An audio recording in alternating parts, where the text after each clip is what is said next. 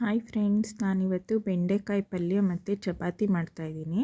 ಅದಕ್ಕೆ ಬೇಕಾಗಿರೋ ingredients 2 cut ಮಾಡಿರೋ ಈರುಳ್ಳಿ, ಟೊಮೊಟೊ, ಉಪ್ಪು, ಅರಿಶಿನ, ಸಾಂಬಾರು ಪುಡಿ, ಖಾರದ ಪುಡಿ, ಸಾಸಿವೆ, ಜೀರಿಗೆ, ಕರಿಬೇವು, ಸ್ವಲ್ಪ ತೆಂಗಿನಕಾಯಿ, ಸ್ವಲ್ಪ ಕೊತ್ತಂಬರಿ. ನಾನಿಲ್ಲಿ ಒಂದು ಕಡಾಯಿಗೆ ಬೆಂಡೆಕಾಯಿ ಹಾಕ್ಕೊಂಡು ಚೆನ್ನಾಗಿ ಫ್ರೈ ಮಾಡ್ಕೊತಾ ಇದ್ದೀನಿ. ಅದೇ ಟೈಮಲ್ಲಿ ಇನ್ನೊಂದು ಕಡಾಯಿಗೆ ಒಗ್ಗರಣೆಗೆ 2 ಸ್ಪೂನ್ ಎಣ್ಣೆ ಹಾಕಿ, ನಂತರ ಸಾಸಿವೆ, ಜೀರಿಗೆ, ಕರಿಬೇವು ಹಾಕಿ ಚೆನ್ನಾಗಿ ಹುರ್ಕೊಳ್ಳಿ.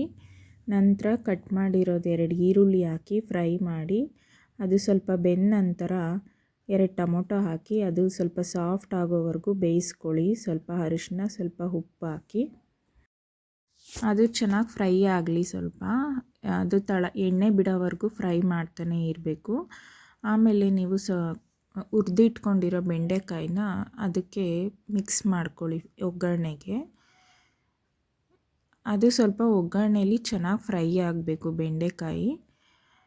ಸ್ವಲ್ಪ ಬೆಂದಾದ ನಂತರ ಅದಕ್ಕೆ ಸ್ವಲ್ಪ ಸಾಂಬಾರು ಪುಡಿ 2 ಸ್ಪೂನು, 1 ಸ್ಪೂನ್ ಖಾರದ ಪುಡಿ ಹಾಕಿ ಫ್ರೈ ಮಾಡ್ಕೊಳ್ಳಿ. ಅದೊಂದು ಸ್ವಲ್ಪ ತಳ ಬಿಡೋವರೆಗೂ ಸ್ವಲ್ಪ ಬೇಯಿಸ್ಕೊಳ್ಳಿ. ನಂತರ ಒಂದು ಸ್ವಲ್ಪ ನೀರು ಹಾಕಿ ಚೆನ್ನಾಗಿ ಬಾಯ್ಲ್ ಮಾಡ್ಕೊಳ್ಳಿ. ನಂತರ ಸ್ವಲ್ಪ ತೆಂಗಿನಕಾಯಿ ತುರಿ, ಕೊತ್ತಂಬರಿ ಸೊಪ್ಪು ಹಾಕಿ ಫ್ರೈ ಮಾಡಿ ಬೆಂಡೆಕಾಯಿ ಪಲ್ಯ ಸವಿಯಲು ಸಿದ್ಧ.